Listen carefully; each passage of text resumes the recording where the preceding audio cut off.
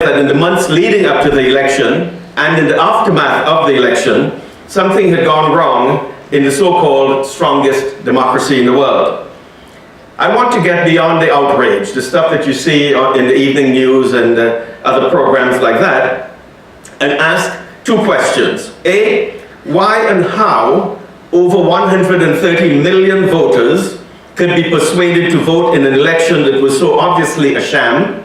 And B, why and how those same voters are able still to maintain that theirs is the best democracy in the world? The confusion that fills our television stations and radio airwaves and newspapers was sparked shortly after 9/11, the attacks in New York and Washington, was sparked when Dan Rather, the former anchor of the CBS Evening News, posed a rhetorical question, quote, "Why do they hate us?" unquote. He went on to answer that the attacks were the result of the jealousy that Middle Eastern people felt toward the United States and the many freedoms that American citizens enjoy. Then President George W. Bush completed the sentiment when he boasted that those very Middle Eastern people hate the fact that in America, people are able to realize their dreams regardless of who they are. The ideological claims that are being made here should be obvious to all of us. Those to whom it is not obvious, I would normally say you can take my course next year, but this is the last semester I'll be teaching, so you won't have me to kick around anymore. Neither of the commentators, Dan Rather nor George W. Bush, ever explained why, on what logic would anyone hate freedom. But this sort of ideological assault is very common, a very familiar part of the West's ideological demonizing of Arabs, Muslims, and Middle Eastern people in general. But the concern over the crisis, for me, is misplaced. For if by democracy we understand capitalist democracy or liberal democracy, that I will use interchangeably, then everything seems to be working according to plan. There is no crisis, nothing's wrong.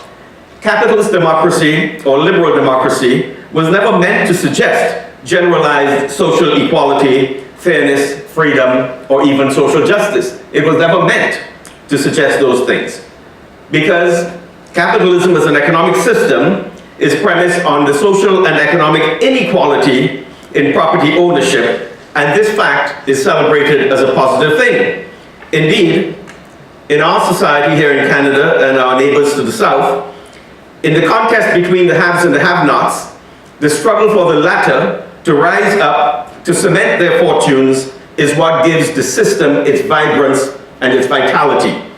The presumption is that the competition, and I say the presumption, the competition between and among the various members is said to take place in a free, fair system. It occurs among equals and on a level playing field. That competition is used to separate the natural winners from the natural losers. In other words, it's nothing personal. If we celebrate economic inequality in our society by saying that the inequality gives those at the bottom the desire to rise to the top, to work hard, to become materialistic and consumerist and individualist and so, on the political plane, we are the reverse. We are absolutely radical about equality, not inequality, on the political plane. Politically, the contest is cast as one involving individuals, and it privileges the matter of the democratic vote, the idea of one person, one vote, as the cornerstone of liberal democracy. And it is that one-for-one equivalence that reinforces the claim of equality, for just like the richest person, the poorest person in the country has one vote. So everybody says, that's equality. Your money, your race, your sex, your whatever will not separate your vote from mine. Equality in this context, in the political context, is understood as being synonymous with fairness and freedom, that everybody has equal access to the social fruits. But they don't tell us that while we may all have equal access to those fruits, not all of us can afford those fruits. So we can all have equal access to the most fancy restaurants and clubs. Nobody can put you out. But can you afford the meals? Can you afford the fees for those things? And this is exactly the debate that's going on as I am speaking in the United States over affordable health care. We know, however, that the theory and the practice of capitalism and capitalist democracy are quite divergent. However, this fact is masked by the mass media that I will go on to say some more about later on. The media that are always focused on individuals as opposed to social structures. So, for example, when there's evidence of systemic abuse and corruption, they're never tied to the very nature of our social and economic and political system as features of capitalism and capitalist democracy. Instead, they try to talk about the fact that they're individuals who are corrupt, who have led the system astray. Many years ago, when my late colleague Phil Rushton at Western was teaching and spreading his racist sort of ideas, my liberal conservative colleagues all told me, Canada is not racist, we have a few racists and we need to take them out, but leave the system as it is. This is what is going on here. When we find evidence of corruption, of wrongdoing, we get individuals whom we blame, but nobody says the whole system is corrupt. Yet you go to another society that you don't share the views with, you go to Cuba, my students come back, and suddenly they recognize, hey, there's prostitution. Prostitution in Cuba means that the entire socialist system is terrible. But when we see prostitution here, we say, oh, she's an individual, misled lady, and et cetera, et cetera. That's the ideological stuff. Social problems in our country, inequality, poverty, unemployment, homelessness, crime, are individualized and normalized. They're never treated as systemic, as built into the social fabric of our society.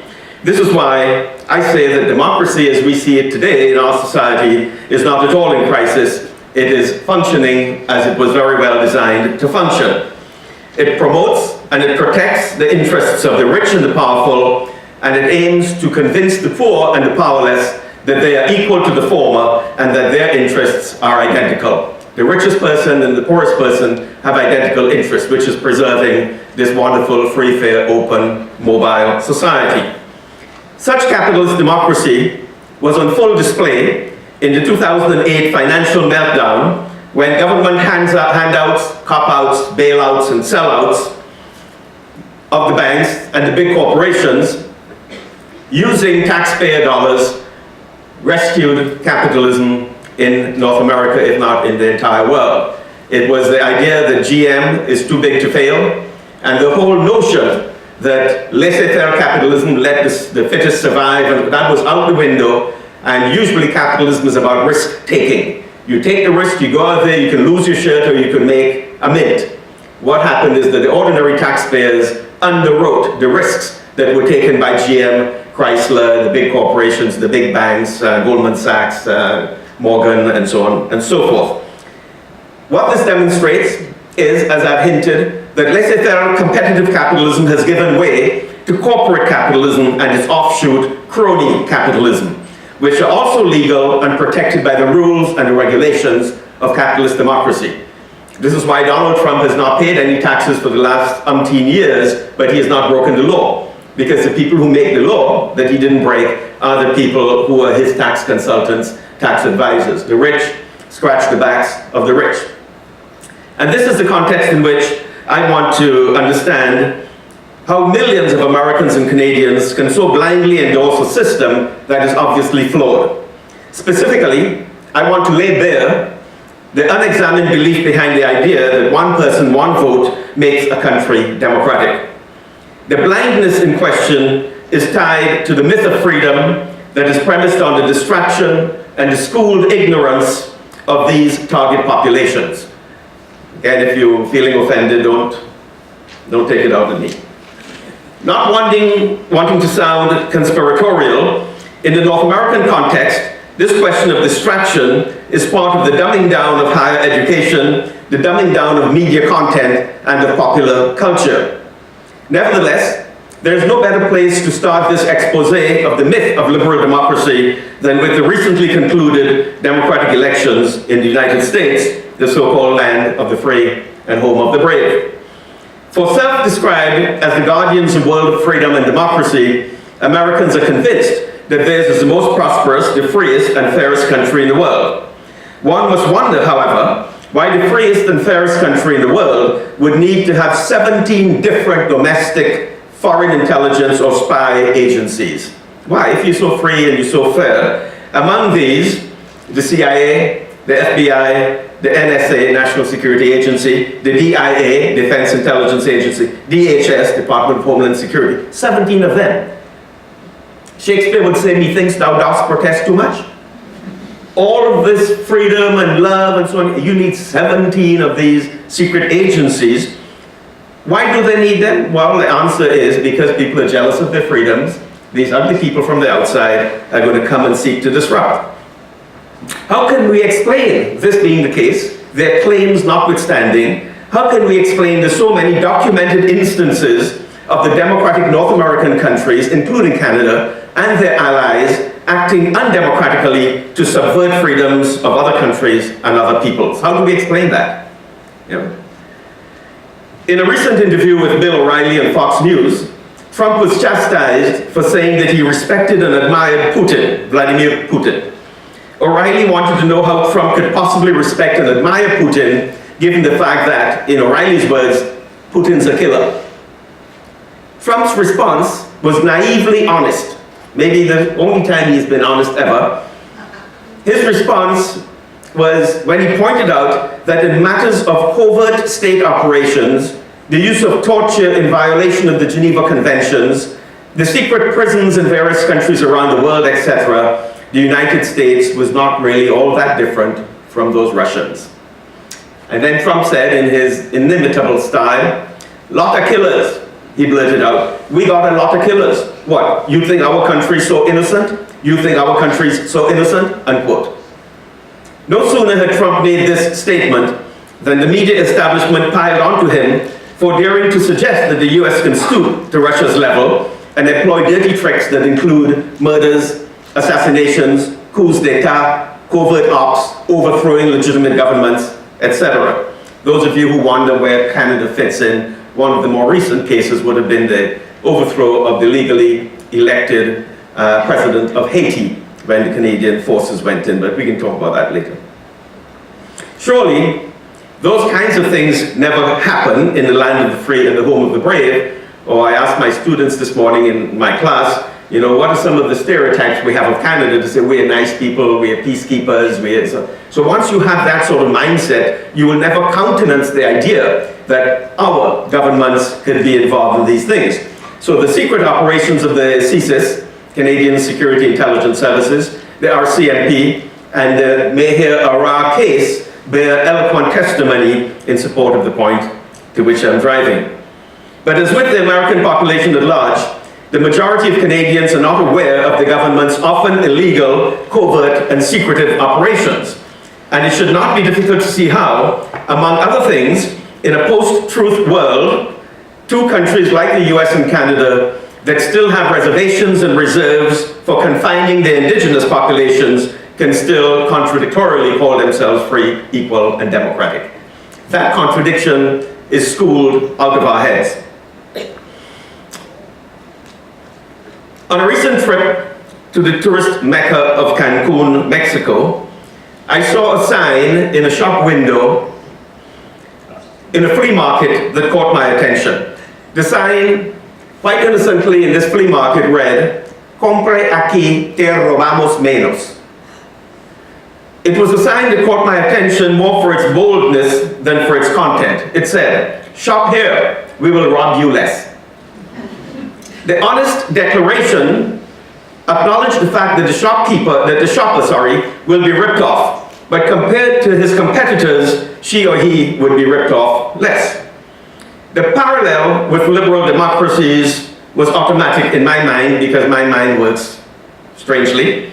Although those who drive the latter, liberal democracy, are not as honest as the Mexican shopkeeper.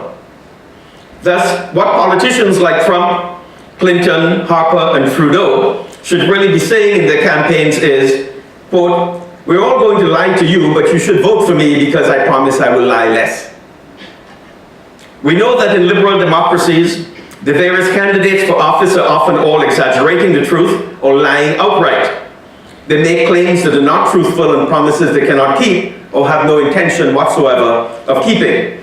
Deceptions are cast innocently by the media personnel as political spin, which plays directly into all the current concern with post-truth, post-fact, fake news, and alternative realities.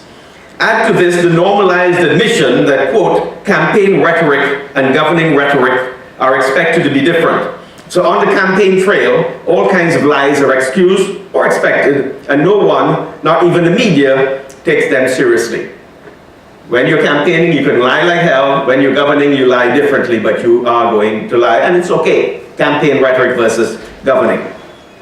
Thus, along with the issue of made-up stories that parade as news and are sold to a credulous population, there's also this new social and political reality known as post-truth, post-fact, and so that I've mentioned. Post-truth speaks to the idea that today, people are increasingly unwilling to alter their opinions or arguments in light of contradictory facts. I often say to my students, when you accept something as true for which there is no evidence, it's called a belief. When you accept something as true for which there is direct evidence to the contrary, that's stupidity. And I get from them the same nervous laughter that I just... Factual evidence is routinely ignored. Therefore, Donald Trump can ignore as a hoax the findings of the leading world-class scientists who have sounded the alarm about global climate change. He said it's the Chinese people who invented that. It's not real. At the same time, the factual claim to having a democracy in the US and Canada is never challenged. Again, I ask us to go and talk to people on the reserves or the reservations and see if they share this point of view. Whose data are more accurate when it comes to talking about freedom, fairness, equality, level playing fields, etc. In these examples, the politicians, the public, and the media rather twist the facts to fit the dominant narrative, since in the post-truth world, real fact-checking is rare and truth is subordinated to feeling and emotion. It's not about what you know, it is about how you feel. Thus, in the above-cited Super Bowl interview with Bill O'Reilly, Trump could make the claim that President Barack Obama liked him. But when O'Reilly asked him how he knew that, he simply responded, quote, I can feel it, unquote. It's what you feel, what you believe, not what you know. Belief resides here, knowledge resides here. Ours has become a world of dumbing down. Those of you who are students will know what I'm talking about. Those of you who are teachers know. And the administrators, if there are any in the room, will also be familiar. Ours is a world of dumbing down. I was looking at the Super Bowl, for example, some months ago, and one ad from Nissan featured a Nissan Rogue, a car that was crashing through snowbanks and was being chased by monsters made of snow. And I thought to myself, geez, I can't wait for Monday to go and buy a Nissan Rogue. There was a milk commercial. I asked my wife the other day, where two cows are talking to one another. Who the hell are they aiming this at? You know, the snow monsters and the cows talking, buy Lactaid, one cow said to the other. And when this is the level of understanding, they're spending millions of dollars trying to sell you milk, and this is how they have to bring it down in order that you could get the message and go and buy the blasted milk. Something is wrong. Our world of dumbing down at every level. Civic literacy is disappearing. Reality TV and virtual reality are in, where it is understandable, though not forgivable, that many people, my students included and some of my friends, can't tell the difference between near reality and reality. It is not only a world where one is entitled to one's own opinions, one is entitled to one's own facts. Okay? So I can make up then this is what the Donald does, and the whole Sean Spicer, Kellyanne Conway, and the rest of that tribe.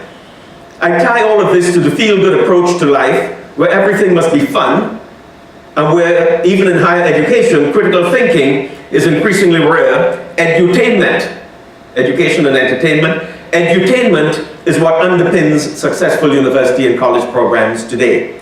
And students would say, well, I'm not going to do your course, it's not fun. Where they got the idea that it's about fun, I don't know. I teach courses on racism and sexism and homophobia and imperialism and colonial, and if you think that's fun, you must be sick.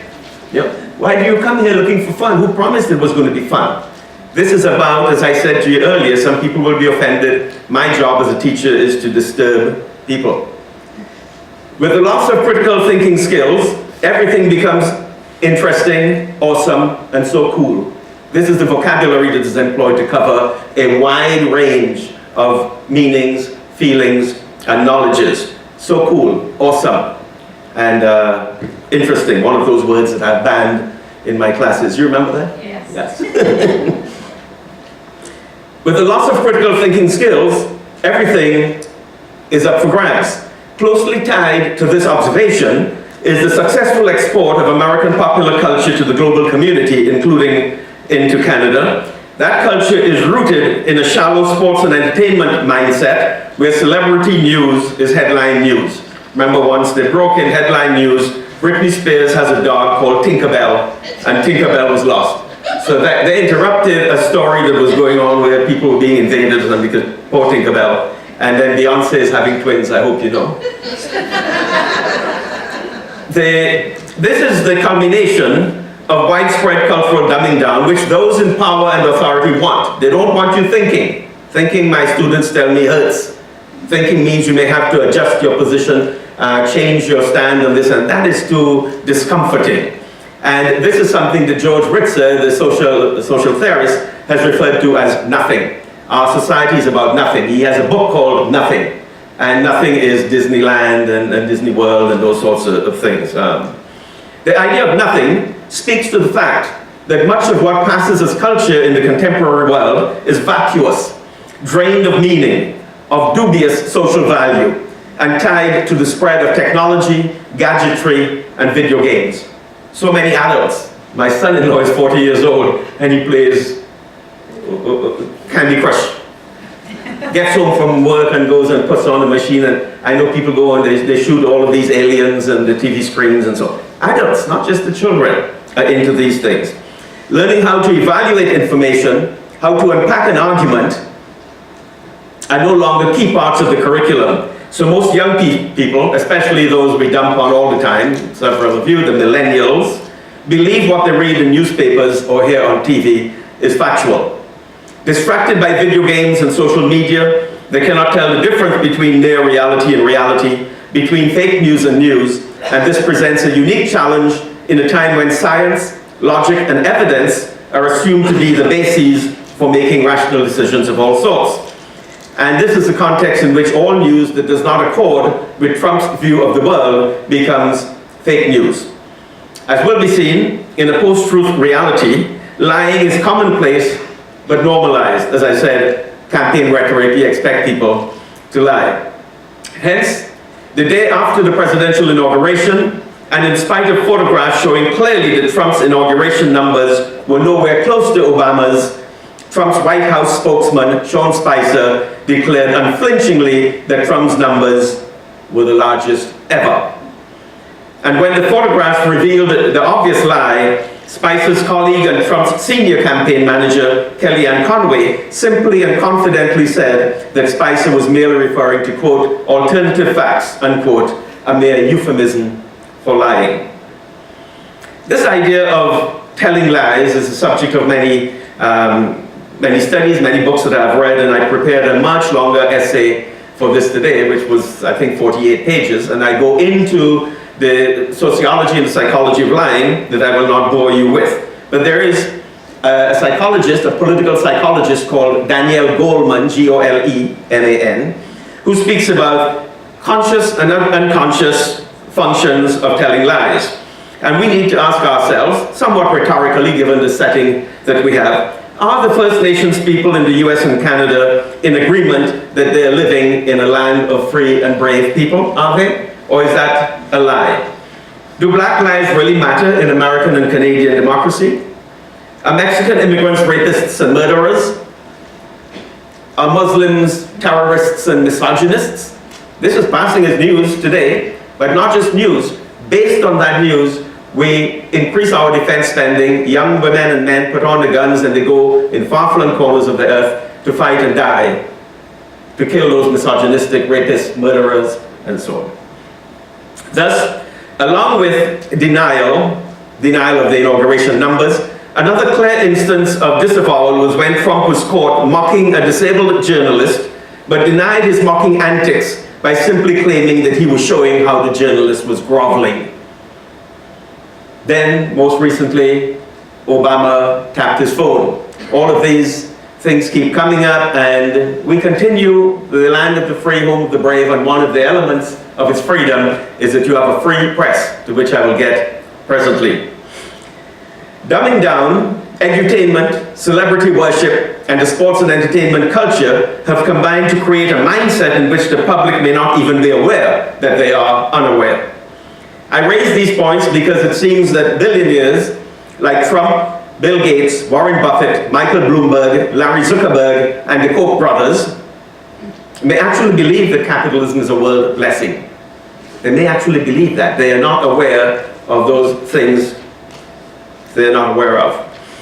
And in spite of the institutionalized wage slavery, both in that country and across the world, in spite of the many sweatshop operations abroad, in spite of the fact that it installs dictators in other people's countries, they can still believe that America is the guardian of equality, fairness, and democracy. Doesn't make sense to me, but apparently it makes sense to 35 million other Canadians and 330 Americans. What kind of logic is this? Are Americans and Canadians, among others, self-deluded when they claim to be living in a free, fair, and equal democracy? Are they living in a post-truth reality? Are their political leaders even aware that they are lying to themselves and to the voters? And are the voters themselves even aware of the fact that they're being lied to? I'm not alone, happily for me, in my points of view. These important questions about liberal democracy may conceivably be understood as synonymous with self-deception and post-truth. One of the most brilliant of the journalists today, Chris Hedges, is on point for chiding the media for their complicity in the political deception that is liberal democracy. The ability, he says, to magnify simple and childish lies, to repeat them and have surrogates repeat them in endless loops of news cycles, gives these lies the aura of an uncontested truth. But how is this even possible? I think it is possible because we have mass destruction, mass distraction too. We call it education. Hedges reports it's really training, not education. Don't confuse the two things. But places like where I work, and so it's more, Western is increasingly a pseudo-vocational institution, not a place where one goes to be educated. You can tell me what Fanshawe is about. Hedges continues, quote, there are over 42 million American adults who cannot read. And among them, 20% hold high school diplomas. And 50 million who read at the 4th and 5th grade level. That might include Trump. Nearly a third of the nation's population is illiterate or barely literate, unquote. To my mind, this makes them ripe candidates for accepting post-truth, alternative facts, and fake news. I'm reminded of Isaac Asimov, who described anti-intellectualism, denial, and willful ignorance as quintessential American traits. Asimov wrote, there's a cult of ignorance in the United States, and there's always been. It is nurtured by the false notion that democracy means that my ignorance is just as good as your knowledge, and people feel consoled with that. Then the great psychiatrist R.D. Laing, he's perhaps more charitable than Asimov. Instead of describing Americans as anti-intellectual and ignorant, he merely says there's a great deal that they fail to notice. To this, I would add that among those things Americans and Canadians fail to notice is the very flawed nature of their revered democracy. So in my estimation, the widespread belief in the superiority of liberal democracy may well constitute a case of collective denial. This means that not Trump and Clinton alone, but their millions of followers may well be caught up in the lies, denial, and self-deception around which these political campaigns were waged. The whole lie of the birther movement is a case in point. Yet among other lies, some 62 million Americans believed them and demonstrated their belief by sending Trump to the White House. To these I add yet another term, political spin. You may decide for yourselves how much of these observations apply to the Trump phenomenon. Post-truth, lies, alternative fact, and fake news are not new phenomena, for they go all the way back to the Declaration of the Rights of Man in the context of the United States, 1775. Though the Declaration says, "We hold these truths to be self-evident, that all men are created equal and endowed by the Creator with certain inalienable rights to life, liberty, pursuit of happiness," and so on. All men are created equal, 1775. When were the slaves set free in that country? 1865. So for 90 years they had slavery, but they had no qualms about proclaiming that all men were equal. This is the beginning of fake news and post-truth for me. Mass deception is also ably aided by the use of political spin and the role of the so-called spin doctors who promote massaged versions of the facts that do not readily square with reality. Just look at the daily briefings of Sean Spicer and you know what I'm talking about. The job of the spinners is imaginatively or creatively to twist and bend the facts in such a way that their ultimate meanings are effectively masked or divorced from their original meanings. Spin is now firmly established as part of political communication. It is expected. And fake news fits perfectly here. One has only to recall the stories of babies when George Bush the elder went into Iraq in 1991. The thing that caused the big invasion there was the reported stories of the Iraqi soldiers going into the hospitals, ripping babies from incubators and throwing them on the ground and shooting up and the American people said, "Hell no, we're gonna go." It turned out to have been a lie. A staged story. The young Saudi girl, 16 years old, who went and lied to Congress and so on. Her father was the ambassador. They had a PR firm, but it was a lie. Fake news. Not to be outdone, Bush the Lesser comes with his weapons of mass destruction. Turns out to have been a lie. Can't find it. Although Donald Rumsfeld said absence of evidence is not evidence of absence. Talk about doublespeak, George Orwell lives. And they can get on with that. This should come as no surprise, since liberal democratic political campaigns are measured by the effectiveness with which their managers can raise and spend billions of dollars to massage the truth and package lies in slick commercials and other glitzy presentations. It is also true that Assad has killed over 100,000 Syrians, but the Western media are deafeningly silent on the more than 1 million killed and displaced in Iraq and Afghanistan by the democratic forces fueled by lies and fake news. Over 1 million in Iraq and Afghanistan. When the media suppress these facts, they are also complicit in manufacturing and disseminating fake news. In the process, they have sacrificed the nobility of politics at the altar of ratings, and they gave saturation coverage to whatever lies and insults Trump felt like hurling on any given day, and they were failing to realize that they were creating a monster.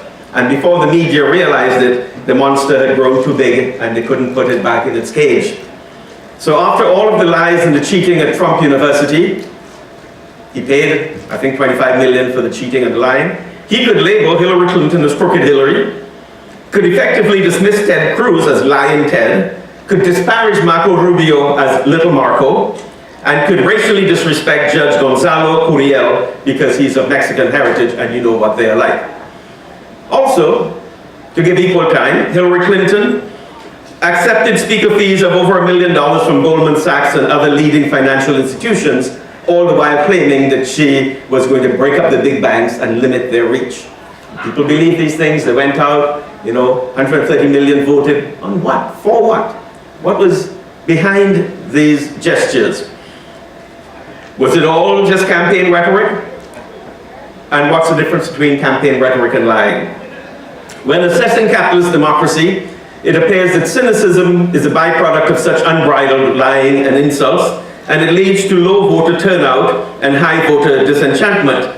And since the vote is the cornerstone of capitalist democracy, what does it mean to us when the cornerstone is removed or becomes eroded, when people are not voting anymore? Thus, in the last election in Canada, 61% of eligible voters voted. 61%. Is it cynicism? They're being asked to choose between apples and apples. There's no alternative, which is the point I'm going to drive at presently. In the United States, 57% of the eligible voters voted. Over 100 million people who could vote did not vote in the Trump-Clinton election. So all the current panic over fake news, alternative facts, post-truth, and the crisis of democracy, they don't really alarm me.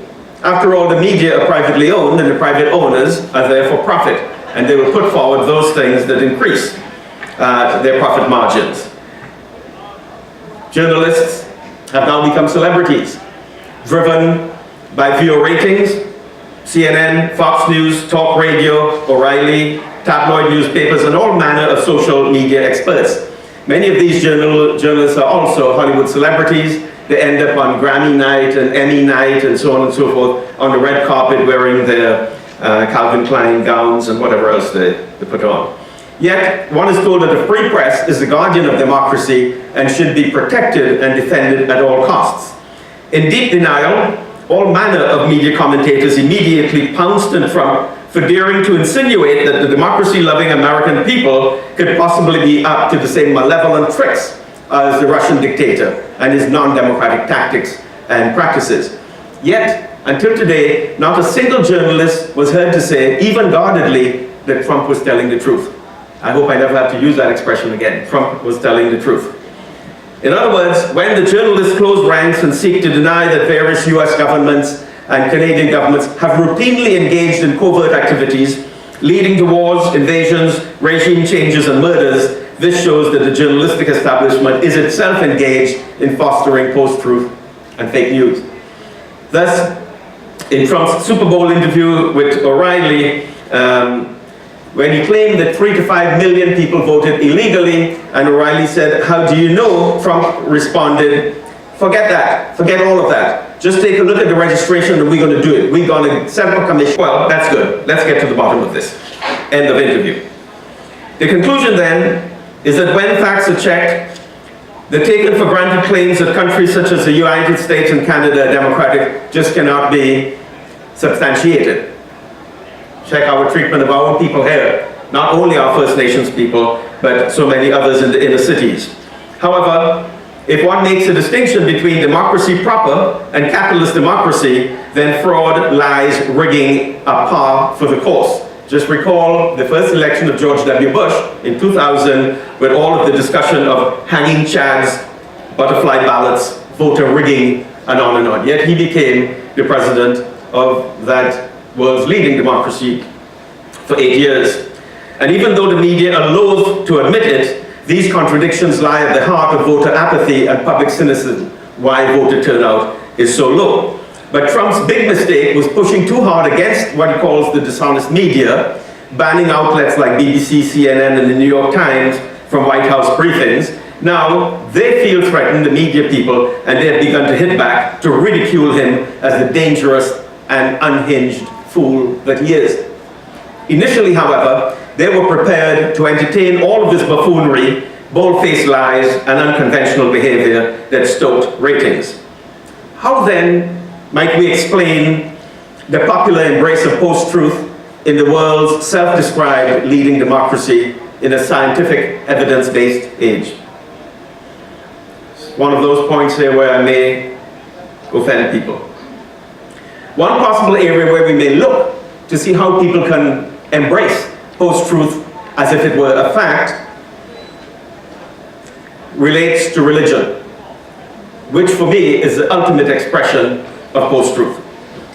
After all, when the bulk of a population cannot make the distinction between what they know and what they believe, the stage is set for post-truth. As an overwhelmingly Christian nation, scores of millions of Americans accept without question the idea of the virgin birth, the resurrection, the ascension, and the rapture. And this makes them ideal candidates for slick-talking, charismatic messengers of God. This is where the growing illiteracy and the engineered ignorance of the population in that country, not to mention its shallow patriotism, can be seen to serve those in power whose aim it is to fool them.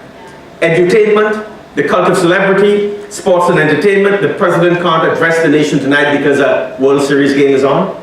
Okay, where are your priorities? Entertainment, Nothing, according to George Ritzer. These are all clearly in the service of such social control. And there's a potent mix of patriotism and religion in this respect. Thus, when young men and women all over the world can join armies and be trained to kill in defense of a Christian, Islamic, Jewish, etc. religious belief, when countries can be invaded and millions can be displaced and executed in the name of God or gods, then anything is believable. And the stage for the embrace of post-truth reality is set. On that stage, ignorance, distractedness, bigotry, superstition are widespread, and this is the kind of fertile soil in which gods are known to be invented and to thrive. This is especially relevant to people for whom what is known takes a backseat to what is felt or believed. So without evidence of any sort, those who voted for Trump agreed, among other things, that Mexicans are murderers and rapists, Islam is a religion of hate and terror, women like it when they are sexually assaulted. At least Trump told us they do. Instead of these things disqualifying him, his insensitive, racist, sexist, ableist, and misogynistic comments were dismissed by over 60 million voters who felt that he was speaking for them and sent him to the White House. To my mind, the dictionary of post-truth is the Bible. The culture of trivia and the distraction that accompany it make for an emotionally and intellectually malleable population. This said, my quarrel in this presentation is not so much with what liberal democracy is. I understand that, I know that. But rather with what those who favor it think it is. Those who favor it, what they think it is, departs from what it is. For liberal democracy is a system of power, not a system of freedom, fairness, and equality. And those who preside over the day-to-day running of the system must distract the masses of people and have them accept ideological myths. This is accomplished by, as I said, engineering civic illiteracy, religious indoctrination, jingoism, blind patriotism, celebrity worship, dumbing down, and the literal gutting of critical thinking from school, college, and university curricula. To my mind, a true democracy would enshrine the right of recall, but with the public so blinded by one person, one vote mantras, those who lied their way into office are assured of their job security for 5 years. Some of you might be old enough to remember 1974 when Pierre Trudeau was running the second time against Bob Stanfield. Stanfield in Canada said the only way we're going to save the Canadian economy is if we have wage and price controls, and Trudeau said, no way, over my dead body. The Canadians did not want wage controls, so they voted in large numbers for Trudeau, and 3 months into his new administration, wage and price controls were implemented. He lied like hell, and he paid no consequence. He served out his term without any difficulty. Lies? What lies? Democracy? What democracy are you talking about? This is, what we do have here is a number of countries claiming to be democratic, when in fact they should be claiming to have liberal or capitalist democracies. And the two things are not synonymous. Another myth which speaks to the problems with the system is that in a democracy you have a multi-party system. I have maintained for a long time, and many of my liberal friends and some of them who are ex-friends, they don't like the idea when I say we have a one-party system in Canada. And our one-party system is called the Party of Capital. You could call it NDP, Liberal, Conservative, Republican. They are all committed to the maintenance of the reign of capital, and they do not challenge that. And that's a very reign of capital that gives us globalization, imperialism, sweatshops, and so on and so forth in other parts of the world. We're best dealing with a one-party system, and this is exemplified by the phenomenon that we have in Canada and in the United States to a lesser extent of crossing the floor. The reason why there's no difference between this party and this party is the ease with which she can literally cross the floor of Parliament and sit over there because, hey, we're pretty much the same. You may have nuanced differences. We're going to do the environment, they do education, they do healthcare and so on. But at the end of the day, it is all about committed behavior to that reign of the one party. And of course, in the United States, there's a phenomenon of the swing states where one television analyst said that the very voters who put Obama in the White House also put Trump in the White House. No big difference, Republican, Democrat, late 20th century humbug. Middle America's up for grabs, we're told. Hence, if the system is competitive at all, it is really a competition among the various branches of the one party, not among ideologically and politically separate and competing parties.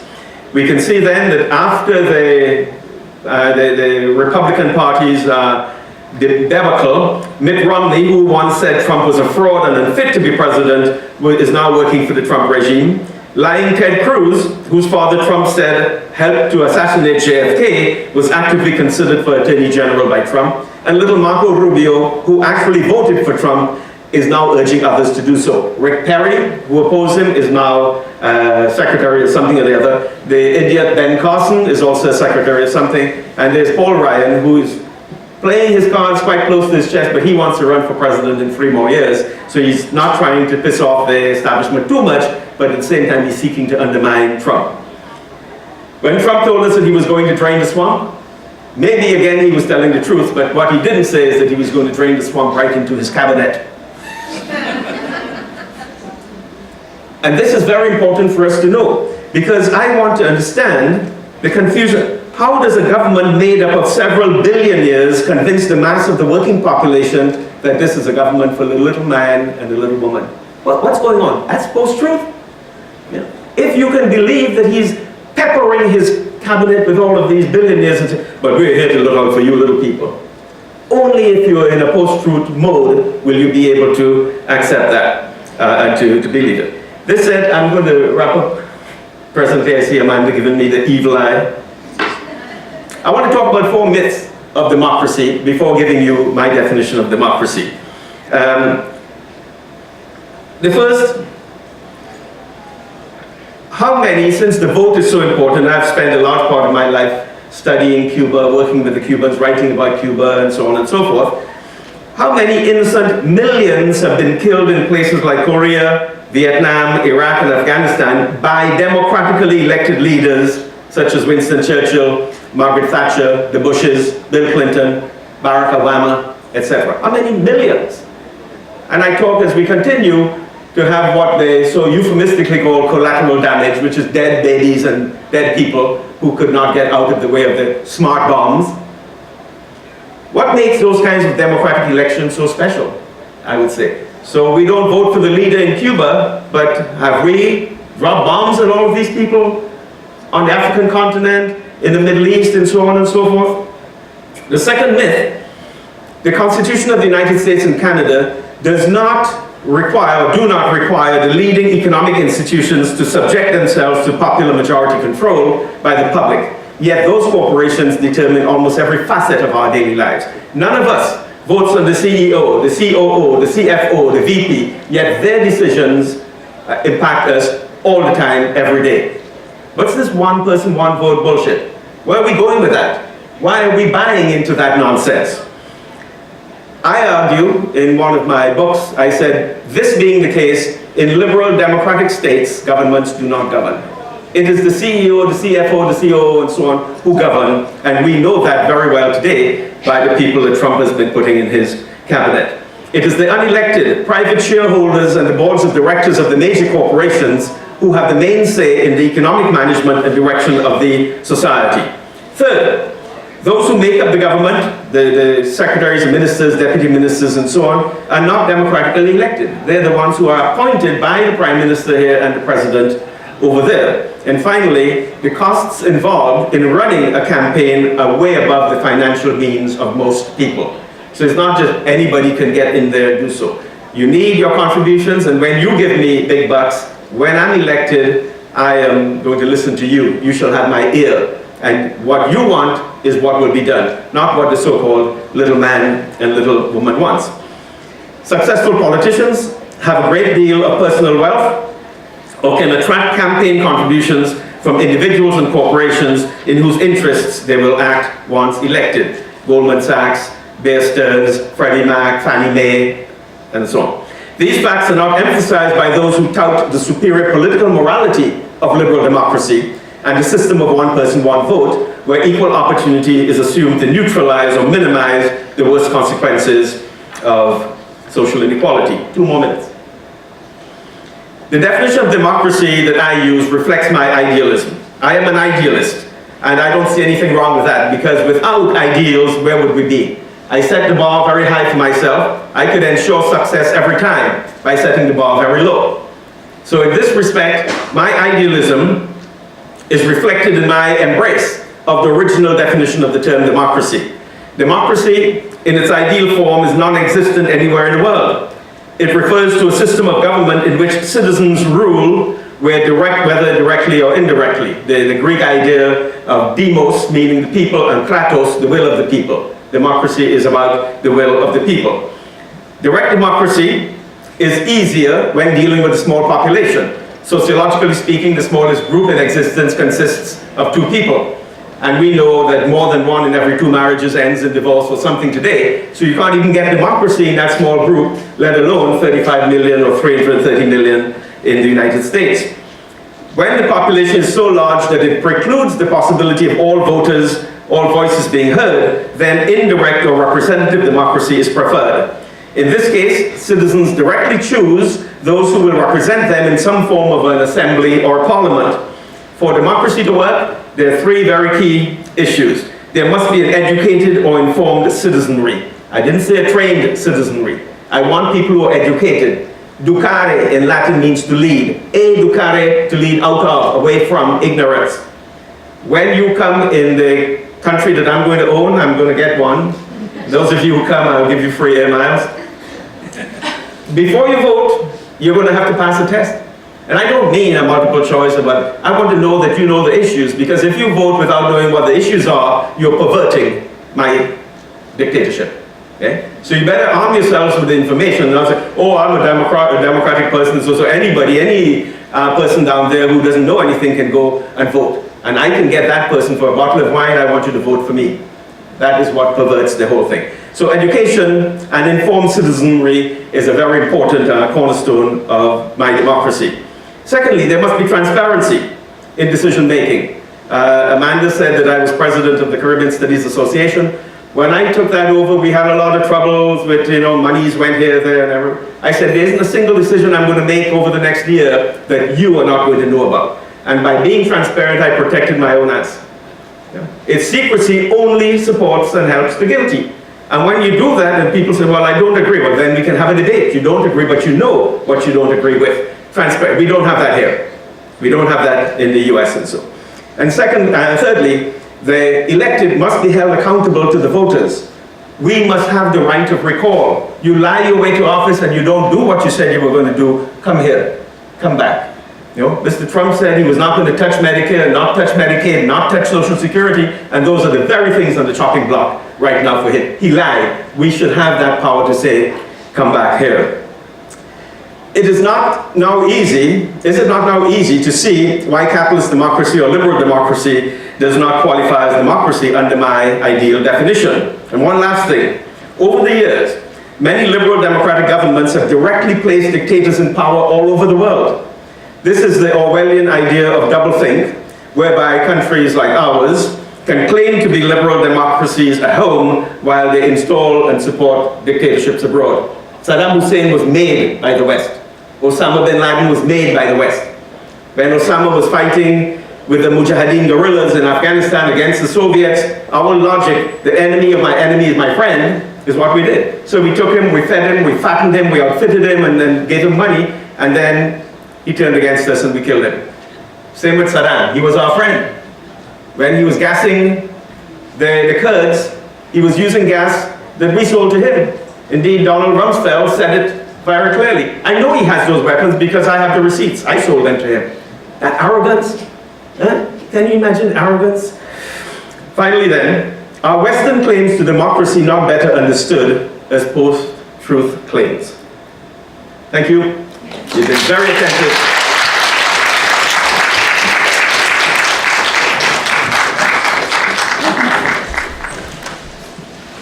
Dr. Alahar, thank you so much for being here today. It's always a pleasure to hear you speak, and as a former graduate student, it's always an honor.